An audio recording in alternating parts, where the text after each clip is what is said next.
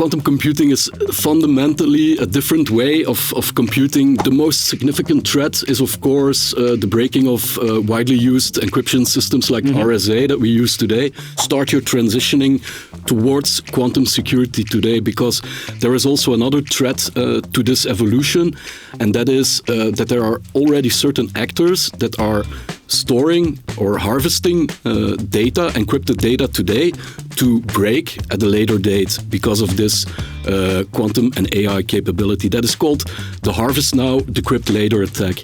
Welcome to Reinvent Security, the podcast where we, on a monthly basis, learn from industry leaders how they reinvented security and how you can turn their experience into action. Join us as we chat with information security professionals, dissecting the field of information security and its developments. Because when the episode ends, the real question begins: what will you do differently tomorrow? Let's reinvent our field, one strategy at a time. My name is Jeroen Prinse. I'm a transformational CISO with 2 decades of experience, and I'm here today with my friend and co-founder of the podcast, Irfaan Santoe. Thank you, Jeroen. For those that do not know me, my name is Irfaan Santoe, a security executive who is tremendously passionate about solving the information security problem. Today we're diving into one of the most cutting-edge areas in technology, quantum computing. Quantum computing promises to revolutionize many fields, and information security is definitely no exception. With its potential to break traditional encryption methods, it poses both incredible opportunities, but also very significant risks. As we stand, I think, on the brink of this new era, understanding quantum computing and the implications it has for security is crucial. Join us as we explore this fascinating topic with an expert who is at the forefront of this technical frontier. Our guest today is Steve Hollands, a leading expert in quantum computing and its application in information security. Steve is the chair of the board of directors and chief information security officer at Blackhills Quantum Computing, a company that is dedicated to advancing quantum technologies and integrating them into existing security frameworks. With years of experience and a very deep understanding of both the theoretical but also the practical aspects of quantum computing, Steve is, in my opinion, uniquely positioned to offer insights into how this technology will shape the future of information security. Steve, welcome to the podcast. Thank you, Jeroen. Happy to be here. It's an absolute pleasure. For our listeners, could you please introduce yourself in your own words and tell us about the work that you're doing in the field of information security and quantum computing? Of course. My name is Steve Hollands. I'm 42 years old.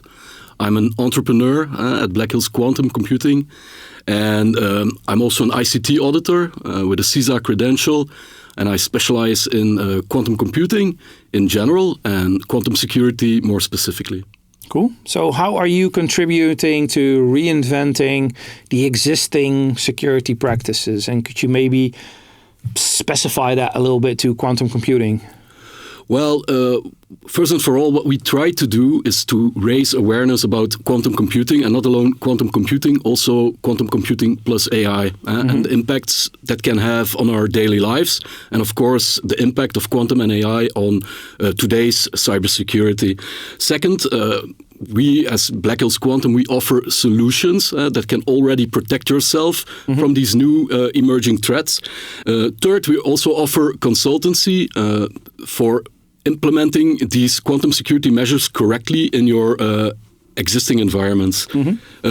This can help organizations prepare and transition towards quantum security while staying compliant with the ESG and regulatory regulations, let's say. Yeah. Sorry, you're also the CISO at that company, right? I'm also the CISO. You're also responsible for securing whatever you guys are building, and indeed, of course, our own infrastructure must be up to scratch with all regulation and latest practices as well. Yeah. That's something I'm very passionate about. You get the chance to practice what you preach, I would say. Indeed. Eat your own dog food, huh? Yeah. Eat your own dog food.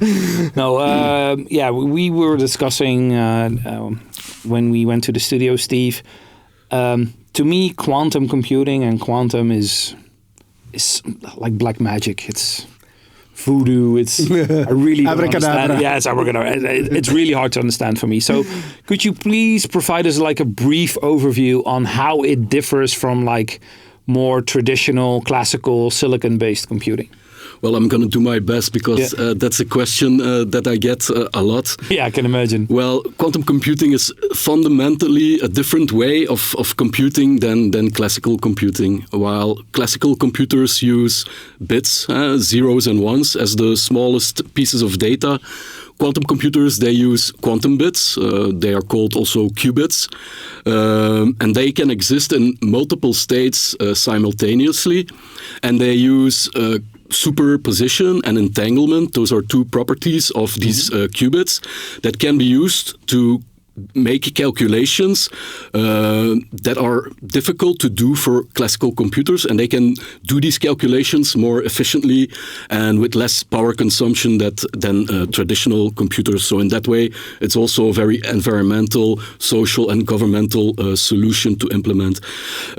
Additionally, to superposition, you have entanglement, and that's a property that makes these qubits, they are interconnected with each other in a certain way. And it doesn't matter the distance that they are apart from each other. I find that mind-boggling because somebody explained once to me that if a quantum on Earth changes, if it's entangled with another quantum like on Venus, let's take Venus for example, then that one changes as well. That is true, and that could be one of the implications for future communications in space. That's called quantum teleportation, for example. And by the properties of entanglement, you could achieve that property indeed, that the change of one qubit has implications on another qubit that is maybe light years apart from the other one. We don't have to, implement all these fibers between two buildings. We can just talk without the fiber being in place. Well, if you implement quantum key distribution using satellites, you could bridge certain gaps. But with quantum teleportation, it could be possible in a vacuum to communicate in that way without fiber connections. Or whatever channel that we're using nowadays. What did I tell you? Like, mind is blown, right? So well, maybe I can put this a little bit in a format like in essence. Quantum computing, it relies on binary processing, while quantum computing leverages the principles of quantum mechanics, and they make it more feasible to make these calculations than for a traditional computer. And of course, there are some real-world applications about this, which you touched already a little bit, the cryptography, but also it could help progress drug discovery because it can simulate molecular structures very, very easily, more difficult for a classical computer to do. And of course, there are a lot of optimization, financial optimization, for example, but also distribution processes or in transportation or in setting up new buildings, windmills, etc. So quantum computing, while it has some implications and dangers, it also has a lot of benefits. A lot of benefits, yeah. And luckily you don't have to be a quantum mechanic expert to help your company in securing or preparing them for the post-quantum future. And this is a topic that we will discuss today. So we touched upon it in the podcast a little bit, but how is quantum computing expected to impact the field of information security, both in threats and opportunities? So we are all aware, I think everybody in the field is aware that quantum is a threat to encryption. Are there any specific other threats or opportunities as well? Well, yeah, the most significant threat is, of course, the breaking of widely used encryption systems like RSA that we use today, because Shor's algorithm, for example, a quantum algorithm, it can factorize prime numbers very, very good and very efficiently, and that is actually the base of this RSA encryption. And you must also know RSA encryption, public key encryption in general, it has been around in IT for more than 30 years. Yeah. And that is a very extraordinary lifespan in IT, 30 years. And it's still considered to be safe today, while opinions on that differ a little bit. So that's the first threat that quantum computing poses. But of course, there are also opportunities because there are some new emerging technologies that are on the rise, like quantum key distribution, for example, that can create an ultra-secure communication channel for data exchange. Another aspect is also the post-quantum cryptography. So mathematicians, they are developing quantum algorithms that are very difficult for a quantum computer to break. And from that aspect, they are implementing or trying to develop new standards. For example, NIST is developing these new standards that might be released one of the coming weeks and months to protect ourselves from these quantum threats. Okay. So also for opportunities perspective, right? I also understood that it's now, if you use quantum crypto, I would say. So you know when somebody's listening, you are far more easy to detect man-in-the-middle attacks. That's very true, and that is because of the Heisenberg uncertainty principle in quantum mechanics. If a third party would try to listen in on a secure channel that we established using quantum key distribution, it will create noise. And by the noise on the channel, you can measure this noise, and then you will know that this channel is no longer secure until the interference or the noise goes away. Most solutions nowadays, when they detect this noise, they will immediately drop the channel. They will establish a new channel with a new key, and it starts all over.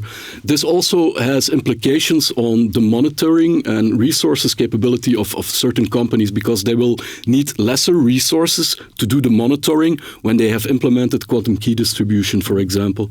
So there are big wins for also on the financial side for companies, while the initial investment might seem big. The benefits on the longer term, and I speak about 3 to 5 years, they far outweigh this investment.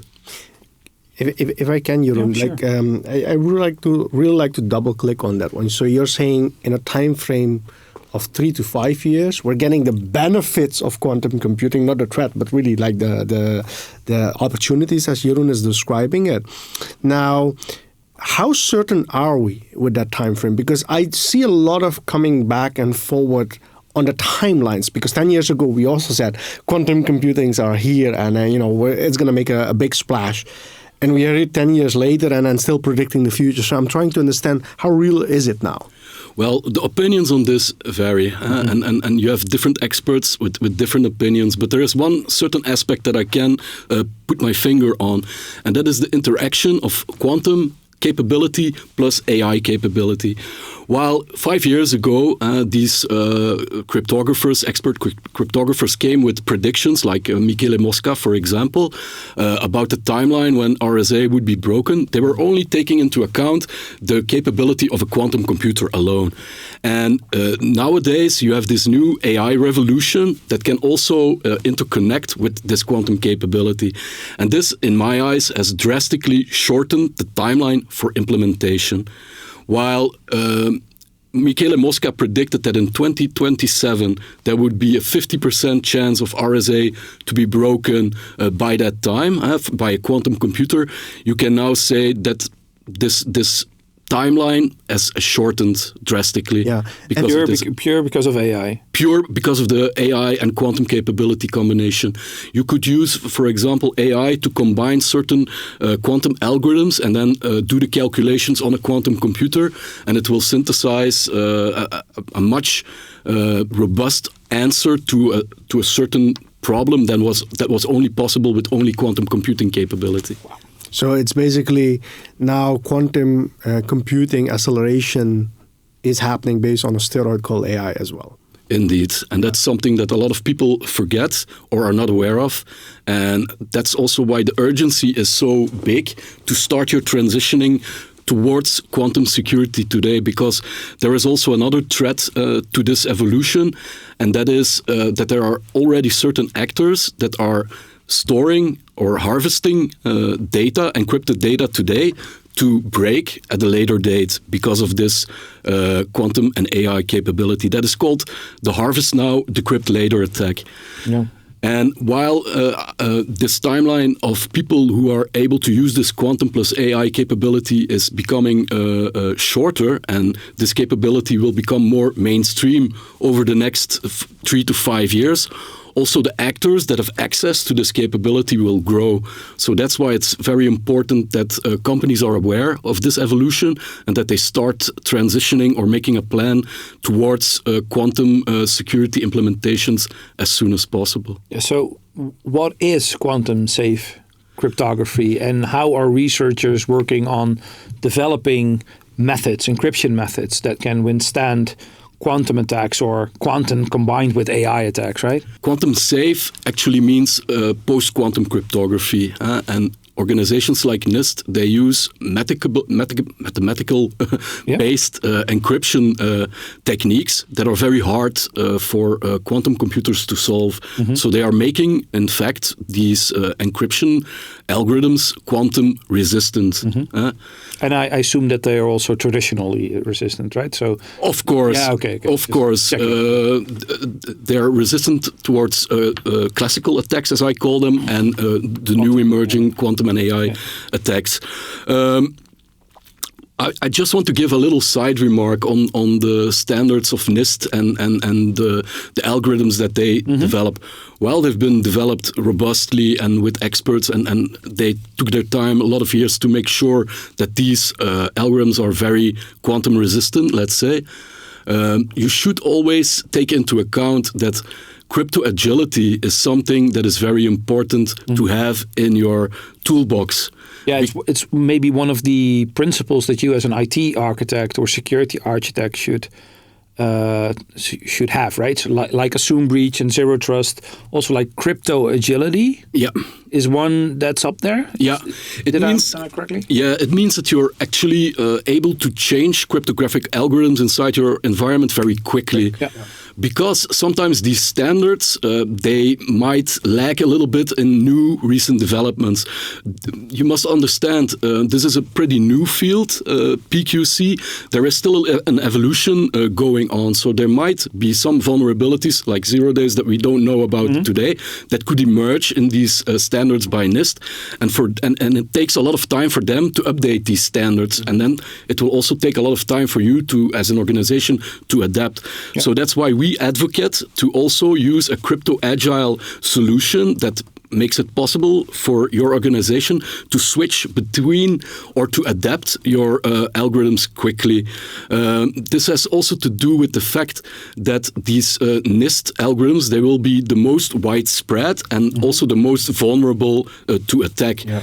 Because these algorithms are very interesting for nation-state actors, for example, to find a vulnerability in. Because of the widespreadness of this, practically 80% of the world will be using these new algorithms. Yeah. And when there is a vulnerability detected in that, and you cannot react quickly, it is still possible, even in the quantum era, to be subject of a data breach if you're not crypto agile minded in that way. Yeah, you touched on the harvest now, decrypt later. We touched on nation states.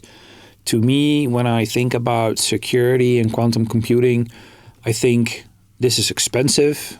You have to have an incredible amount of knowledge. This quantum problem, this quantum dilemma is not everybody's problem. It's more when you're in the spotlight of nation states or like commercial parties for intellectual property. Is that correct? Is that a fair assumption? I don't think that's a fair assumption, Jeroen. You know why? Because it is something that is not so difficult to understand if you get the basic principles of quantum computing. And like you said, you don't need to be a PhD or a master in quantum mechanics to utilize quantum computing. That's why we always try to advocate for quantum computing basic education for your workforce. We call that the quantum workforce because we believe there aren't enough PhDs graduating with quantum dynamics in the world to be able to solve this problem worldwide. So that's why we also need engineers. We also need people administrators. We need network engineers. We need people in HR, for example. They all have to be aware about this quantum threat and how to ethically deal with these problems. What organizations can do is to make an assessment of their cryptographic vulnerable assets and then make a plan to transition towards quantum security. And most of the time, an expert in this field can help organizations put them on the right track. But it doesn't necessarily need to be that expert that implements everything because every client has different needs and different environments. So we always try to make our solutions tailor-made per client. Yep. And that is a difficulty because there is no blueprint for everybody that can work for everybody. And I would always advise to at least consult an expert before you embark on your quantum and AI journey. Yeah. For me, if it's possible, Steve, I would like to take one step back because let's assume I'm a CISO, right? I know, okay, I'm convinced about the impact of quantum computing, what it will have on the security posture of my organization for the next 5 to 10 years. I'm just saying something. I want to start now. Right, so what I'm trying to understand is, you've mentioned a couple of steps.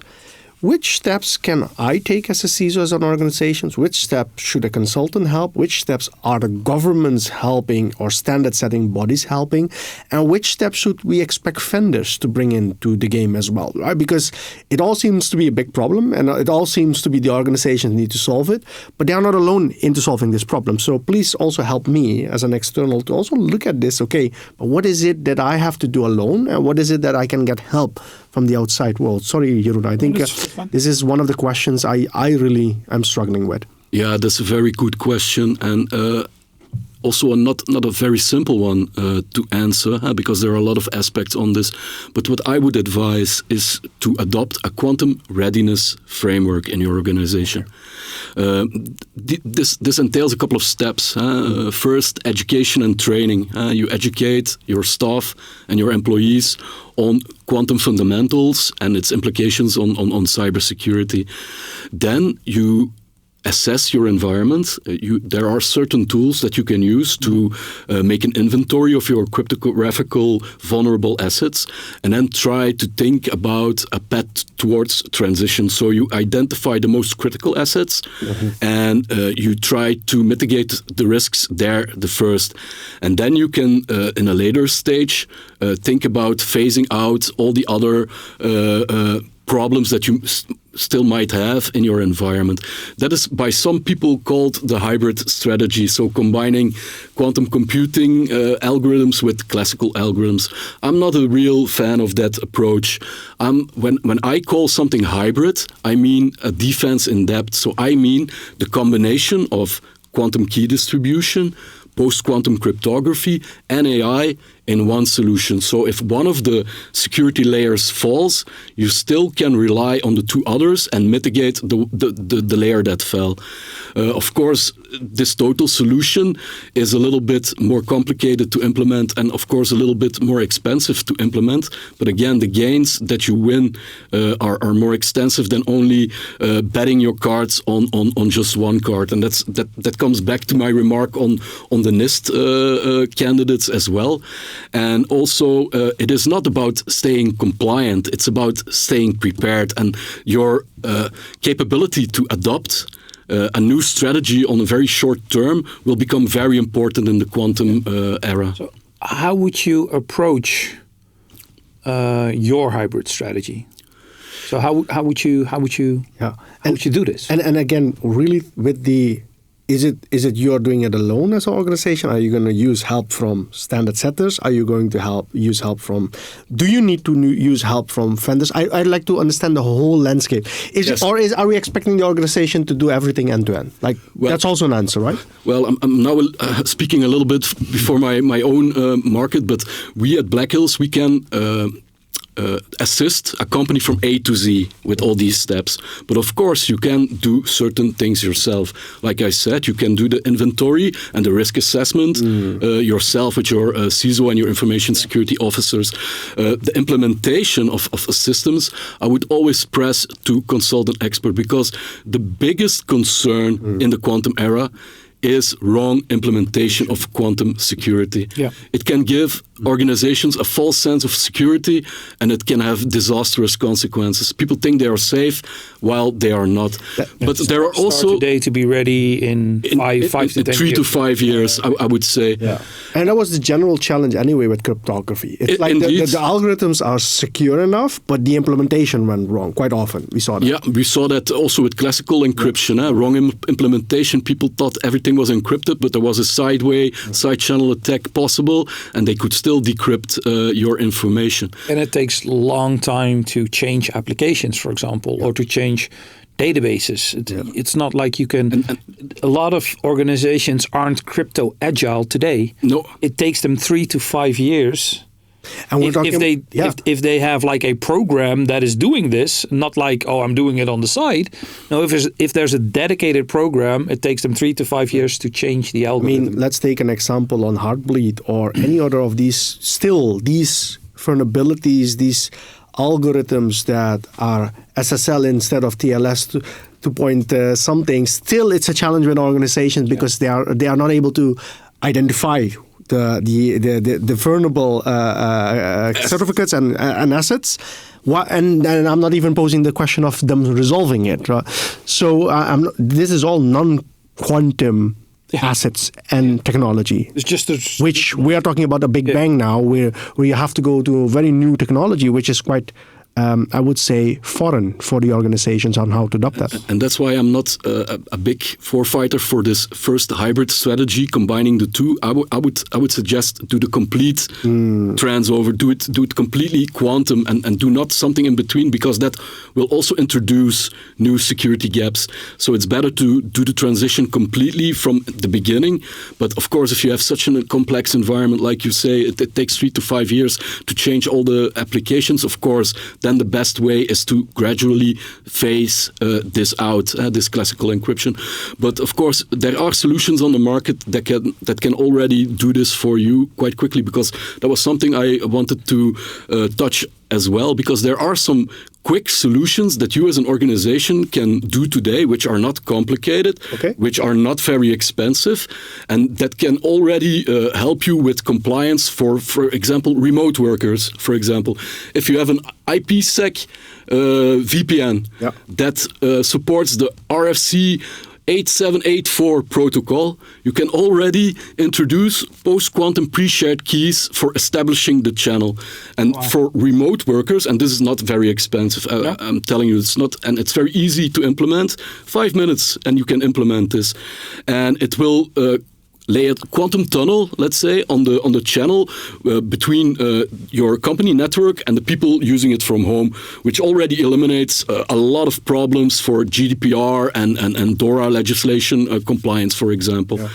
Because in the risk assessments, you can say, okay, this risk has been brought down to almost completely zero because of the hackable technical perspective of this quantum channel. Mm-hmm. Are there any others, like the IPsec tunnel? Are there any others that organizations can do? Of course, there are other solutions that you can implement quite quickly. Just quick wins, right? Quick wins, low-hanging fruit. Low-hanging fruit, for example, of course. And there are these solutions.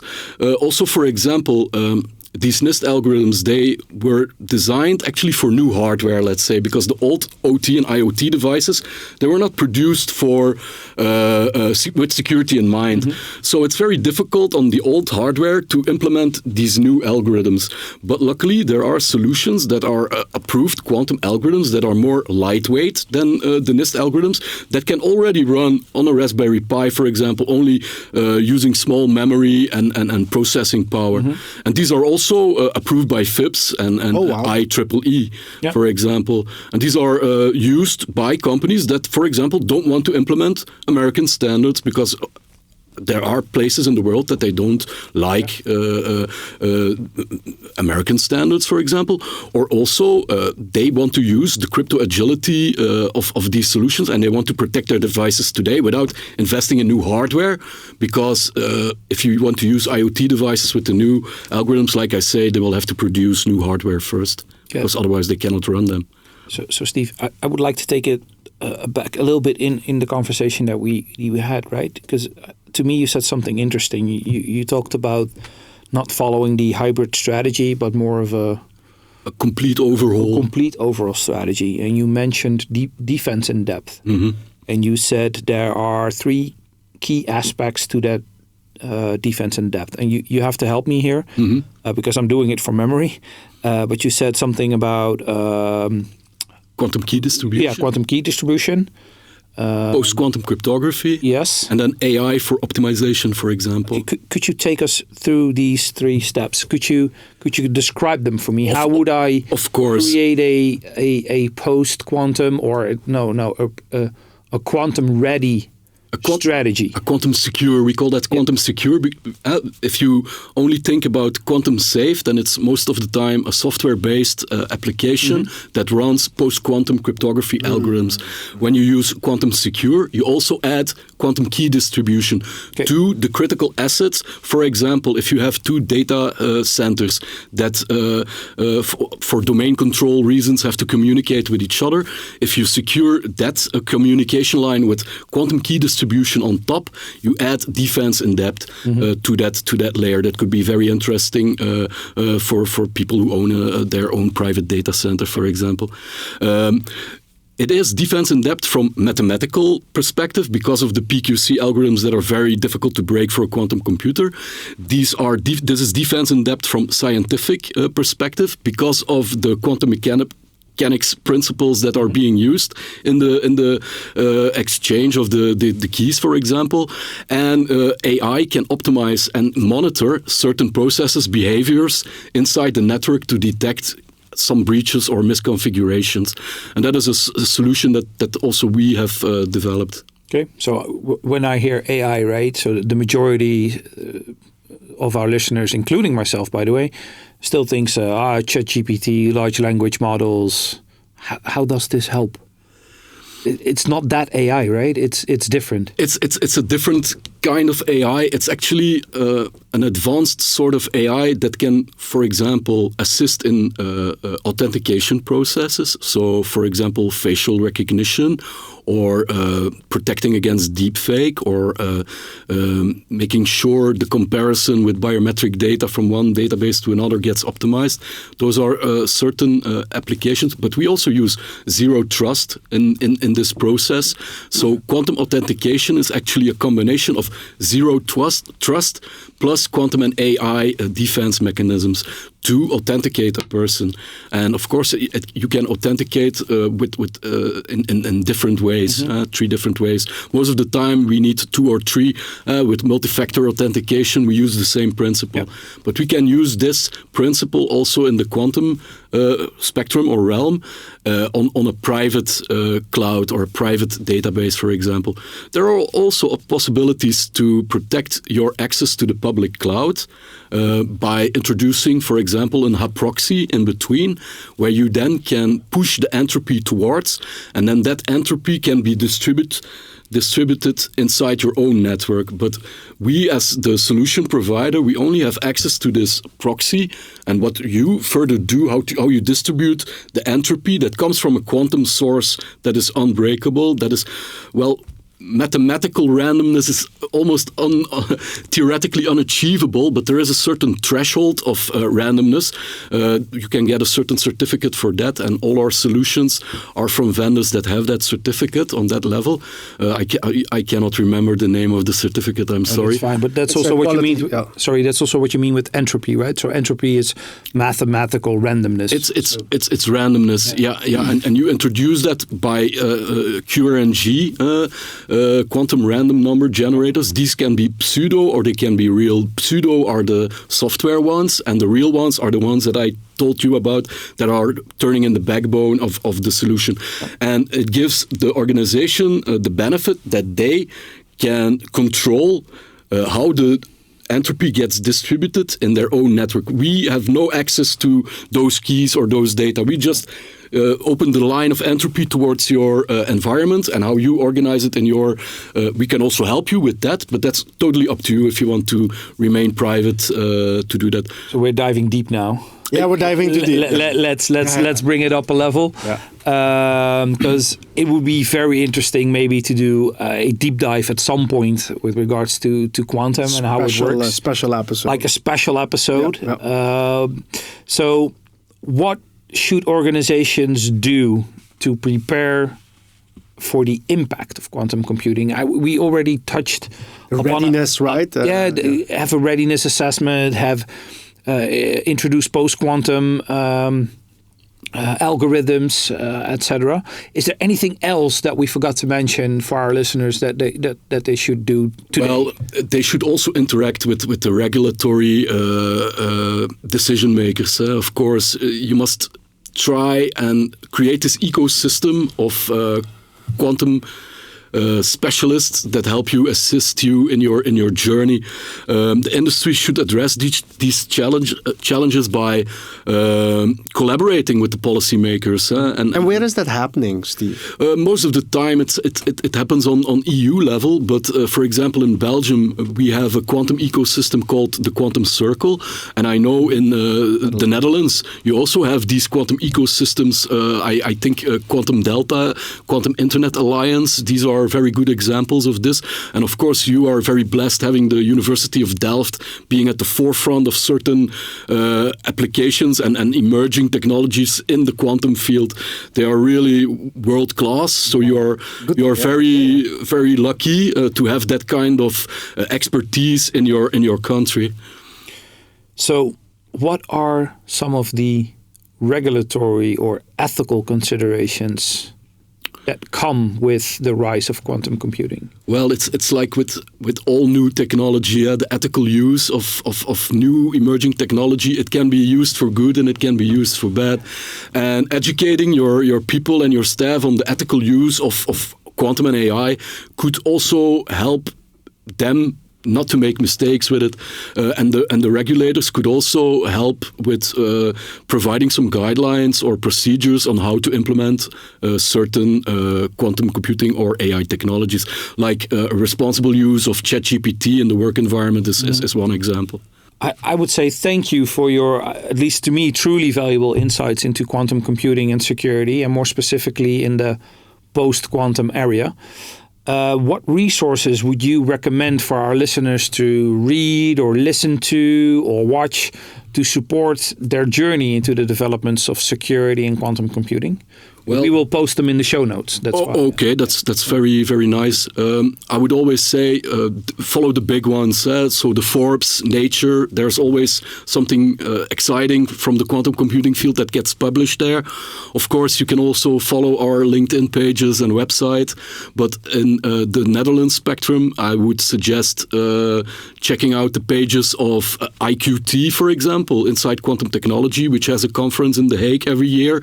You have Quantum Delta, you have Quantum Internet Alliance, you have QTech page that you should follow, and of course the frameworks like ISACA, the Internet Security Forum, and I would also advise the listeners of your show to listen to more podcasts, because you always try to touch the deep subjects of these new technologies, and it would also be wise to follow your channel, of course. Is this something that who should be worried with in the organization? I know it's the CISO, But is the CTO, CIO, CEO also having a role in this? Well, I believe the board of directors on the C-level, they all share a responsibility. And in most organizations, it's not a good idea to combine the CISO role with the CIO role or the CFO role, because of the reason that the CIO will mostly focus on assuring services and less with longer-term strategy, while a CISO should have a direct reporting line to the CEO, functional reporting line to the CEO, to have a bigger scale in these discussions when they are talking on board level. Because the CIO can have some conflict of interest in I mean that's, sorry to interrupt you, Steve. I think you know this is really the dilemma that we're seeing with information security governance, right? Mm-hmm. The question I have: who is in practice driving this within organizations? I would say most of the time it will be the CISO. He will be the first one that is aware of the problem, and he wants to convince all the rest of the people on the board of the urgency of this problem. But I also believe that a chief financial officer, when he gets a balanced scorecard with the numbers before implementation and after implementation over a longer period than 3 years, you will also see by the numbers what benefits it brings for an organization. Because all the costs that are going to be for compliance reasons, for example, they will diminish. Because if you are now not ISO certified, 27001, and you want to work with government, you get these questionnaires and you have to fill them in. Are we doing this? Are we doing that?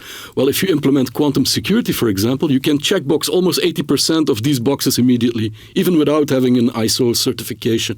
But I would strongly advise ISO certification because it will implement a framework. A process. And when you are familiar with a process like that for information security, you will always be more capable of introducing a quantum readiness framework as well in an organization because you are more mature. Got it. So if for me, the takeaway would be, on this question, we cannot look at other function mostly. It's really the CISO that's the consciousness to help at least identify and drive this as a problem statement within the organization. Yes, I believe he should be the driver. Yeah. But also the business must be the driver. Certain business units, the chief product owners, for example, when they see the benefits for their business unit, because they have to spend less resources on compliance, GDPR, if they know the databases are virtually unhackable, a lot of costs for monitoring and business continuity will go down over a longer period of time, and that will compensate the initial investment that you have to make in implementing quantum security. Cool. So it's no secret that I believe that we should make security a service. So my fear is that a lot of security officers, CISOs, will just make quantum policies, post-quantum policies. Here's a piece of document that says, we have to do this. You have to do this. Good luck, right? That is my biggest fear. Can you, or are you aware of a service that they can provide or that they can build themselves or with partners, so that the organization can use that service to be ready for the post-quantum era and consume? So to become secure. As a CISO, you're driving. Of building a service where you can implement your policy, and that is something that the rest of the organization is consuming. So to give you an example, if you have the policy that an identity access management for system, example, right? You're building an application. Yeah. Or tap into key management. Key management, exactly. Yeah. Can you make this a service? Well, we already do this at Blackhills Quantum. We are a managed security service provider, so we could take over all those aspects of your internal cybersecurity if you choose for that. If you want to externalize this service to us, we can do that. But you can also do this with an internal IT department, for example. And this happens by educating your staff You must start with educating your staff and then roll out this framework gradually. Yeah. It's a quantum readiness framework that you could implement. And of course, there are certain tools to help you with this, to visualize your environment for you. And then you can decide on level what are the most, you can identify the most critical assets. And then you can choose to integrate quantum security on those to begin. And then roll it out in a later phase. Maybe the budget for this year is not sufficient to do everything at once. Then you can do it in steps and in phases. Okay. Once again, thank you so much. It was an absolute pleasure of having you here, Steve. Thank you. Well, the pleasure was completely mine. Thank you for your invitation. Appreciate it, Steve. Thank you so much.